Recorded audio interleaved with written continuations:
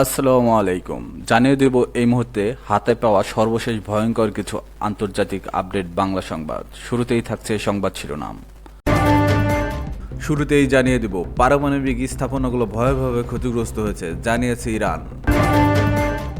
জানিয়ে দেব ইরান সাহসিকতার সঙ্গে লড়ছে, বললেন ডোনাল্ড ট্রাম্প। এরপর রয়েছে 10টি পারমাণবিক বোমার রসদ সরিয়ে ফেলেছে ইরান। সর্বশেষ থাকছে ন্যাটো সম্মেলনে ঐতিহাসিক সিদ্ধান্ত নিল 32 দেশ। এখন শুনছিলেন সংবাদ শিরোনাম, এবার বিস্তারিত।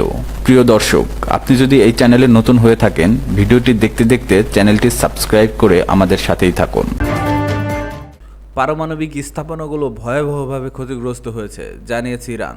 যুক্তরাষ্ট্র ও ইসরায়েলের হামলায় ইরানের পারমাণবিক স্থাপনাগুলো ভয়াবহভাবে ক্ষতিগ্রস্ত হয়েছে বলে জানিয়েছে তেহরান। আল জাজিরার খবরে বলা হয়, ইরানের পররাষ্ট্র মন্ত্রণালয়ের মুখপাত্র ইসমাইল বাঘাই পারমাণবিক স্থাপনাগুলো ক্ষতিগ্রস্ত হওয়ার কথা জানান। যুক্তরাষ্ট্র ও ইসরায়েলের হামলায় ইরানের পারমাণবিক স্থাপনাগুলোর অবস্থা সম্পর্কে জিজ্ঞেস করা হলে ইসমাইল বাঘাই বলেন, হ্যাঁ, আমাদের পারমাণবিক স্থাপনাগুলো ভয়াবহভাবে ক্ষতিগ্রস্ত হয়েছে। তিনি আরও বলেন, এটা নিশ্চিত, কারণ এগুলোর উপর একের পর এক হামলা হয়েছে। বাঘাই বলেন, এই বিষয়ে আমরা আর কিছু বলার নেই, কারণ এটি একটি প্রযুক্তিগত বিষয়। তিনি জানান, ইরানের পরমাণু শক্তি সংস্থা ও অন্যান্য সংশ্লিষ্ট কর্তৃপক্ষ এই বিষয়টি দেখছে। এদিকে ইরানের সংসদ বুধবার জাতিসংঘের পারমাণবিক পর্যবেক্ষক সংস্থার সঙ্গে সহযোগিতা স্থগিত করার একটি বিল অনুমোদন করেছে। দেশটির রাষ্ট্র ঘনিষ্ঠ সংবাদ মাধ্যম নূর নিউজ এই খবর নিশ্চিত করেছে। বিলটিতে বলা হয়েছে, ভবিষ্যতে আইএইএর পক্ষ থেকে ইরানের পারমাণবিক স্থাপনায় কোনো পরিদর্শন করতে চাইলে তা সর্বোচ্চ জাতীয় নিরাপত্তা পরিষদের অনুমোদন সাপেক্ষে হতে হবে। দেশটির পরমাণু শক্তি সংস্থা পারমাণবিক স্থাপনাগুলোর নিরাপত্তা নিশ্চিত না করা পর্যন্ত আইএইএর সঙ্গে সহযোগিতা স্থগিত রাখবে।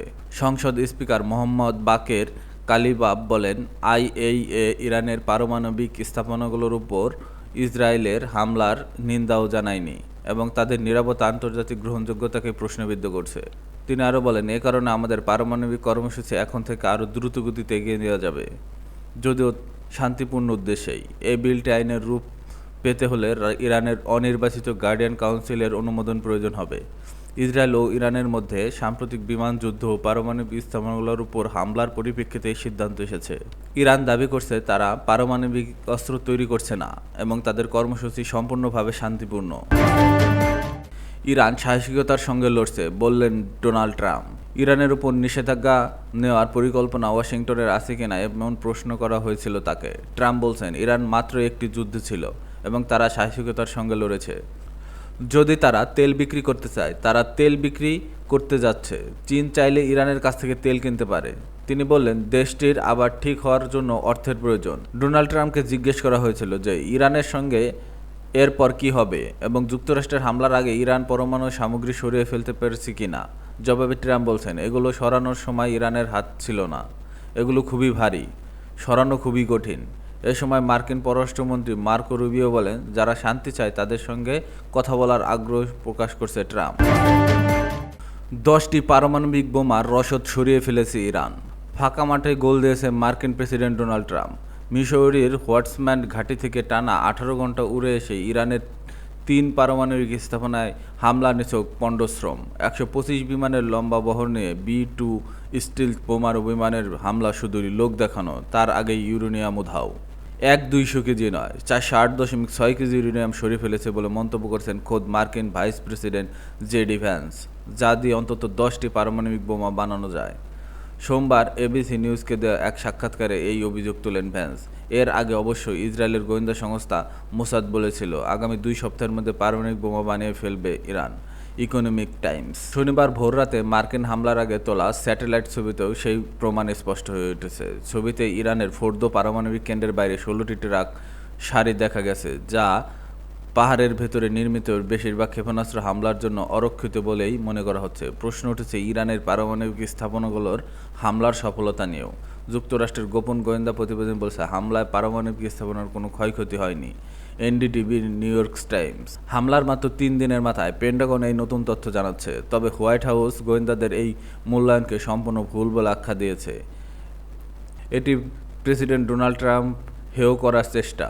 পেন্টাগনের গোয়েন্দা শাখা ডিফেন্স ইন্টেলিজেন্স এজেন্সি বা ডিআইএ প্রতিবেদনের প্রাথমিক মূল্যায়ন বলা হয়েছে, ইসলামী প্রজাতন্ত্র ইরানের সমৃদ্ধ ইউরেনিয়ামের মজুদ এই হামলার ধ্বংস হয়নি। আন্তর্জাতিক গণমাধ্যম বিবিসিকে এ তথ্য জানিয়েছে যুক্তরাষ্ট্রের গোয়েন্দা ইউনিটের সদস্যরা। পেন্টাগনের গোয়েন্দা শাখা ডিফেন্স ইন্টেলিজেন্স এজেন্সির প্রতিবেদনে বলা হয়েছে, ইরান সেন্ট্রিফিউজগুলো প্রায় অক্ষত রয়েছে এবং ক্ষয়ক্ষতি মূলত স্থলভাগের অবকাঠামোতেই সীমাবদ্ধ রয়েছে। এছাড়া ইরানের 2টি পারমাণবিক স্থাপনার প্রবেশপথ বন্ধ হয়ে গেছে এবং কিছু অবকাঠামো ধ্বংস বা ক্ষতিগ্রস্ত হয়েছে, তবে ভূগর্ভস্থ মূল স্থাপনাগুলো অনেকটাই অক্ষত রয়েছে। গোয়েন্দা সূত্র মার্কিন সংবাদ মাধ্যমগুলোকে বলেছে, যুক্তরাষ্ট্র ইরানকে কয়েক মাস পিছিয়ে দিয়েছে মাত্র। ইরান পারমাণবিক কর্মসূচি পুনরায় শুরু করার বিষয়টি নির্ভর করবে দেশটির খনন এবং মেরামত করতে কত সময় নেয় তার উপর।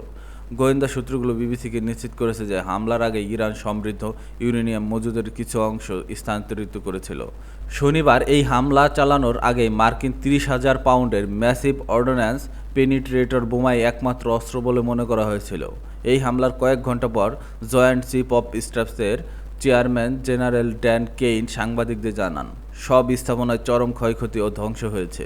স্যাটেলাইট চিত্রে দেখা গেছে ফোর্দো পারমাণবিক স্থাপনার 2টি প্রবেশপথ, আশেপাশে 6টি নতুন গর্ত এবং ধুলোমাখা ধ্বংসস্তূপ। তবে স্যাটেলাইট ইমেজের সেই ছবিগুলো দেখে এটা বোঝা সম্ভব ছিল না যে ভূগর্ভস্থ ক্ষয়ক্ষতির পরিমাণ কতখানি। এদিকে ইরানের পররাষ্ট্রমন্ত্রী সাইদ খতিবজাদে জানিয়েছেন, যুক্তরাষ্ট্রের কারণে ইরানের স্থাপনার ক্ষয়ক্ষতির জন্য ওয়াশিংটনকে যথাযথ ক্ষতিপূরণ দিতে হবে। তেহরান জাতিসংঘে যুক্তরাষ্ট্রের বিরুদ্ধে আনুষ্ঠানিক অভিযোগ দায়ের করার প্রস্তুতি নিচ্ছে বলে জানিয়েছে তিনি।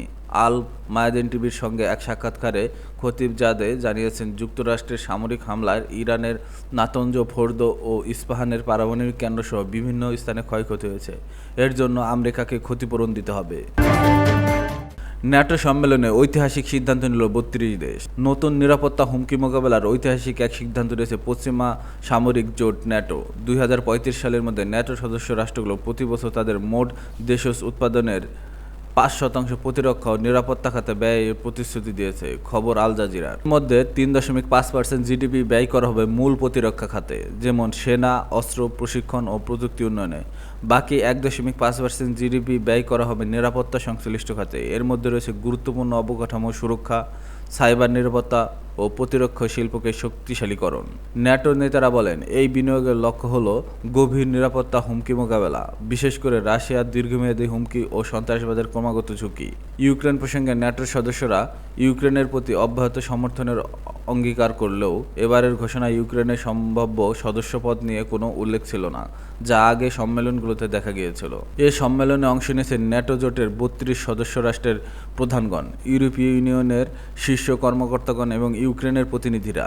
উল্লেখযোগ্য ব্যক্তিদের মধ্যে ছিলেন মার্কিন প্রেসিডেন্ট ডোনাল্ড ট্রাম্প, যুক্তরাজ্যের প্রধানমন্ত্রী কিয়ার স্টারমার, কানাডার প্রধানমন্ত্রী মার্ক কার্নি, ফ্রান্সের president Emmanuel Macron, German chancellor Friedrich Merz, ইতালির প্রধানমন্ত্রী জর্জিয়া মেলোনি, তুরস্কের প্রেসিডেন্ট রিসেপ তাইয়েপ এরদোগান, ইউক্রেনের প্রেসিডেন্ট ভ্লাদিমির জেলেনস্কি, ইউরোপীয় কমিশনের সভাপতি উর্সুলা ভন ডার লায়েন। এছাড়াও অংশ নেয় আলবেনিয়া, বেলজিয়াম, বুলগেরিয়া, ক্রোয়েশিয়া, চেক প্রজাতন্ত্র, Denmark, Estonia, Finland, Greece, Iceland, Latvia, Lithuania, Luxembourg, Montenegro, North Macedonia, Norway, Poland, Portugal, Romania, Slovenia ও সুইডেনের সরকার প্রধানরা। সম্মেলনে স্পষ্ট করে দিয়েছে, ন্যাটো একটি ঐক্যবদ্ধ শক্তি হিসেবে ভবিষ্যতের চ্যালেঞ্জ মোকাবেলা সম্পূর্ণ প্রস্তুত এবং প্রতিরক্ষা ব্যয় বৃদ্ধির মাধ্যমে নিজেদের আরও শক্তিশালী করতে দৃঢ় প্রতিজ্ঞ।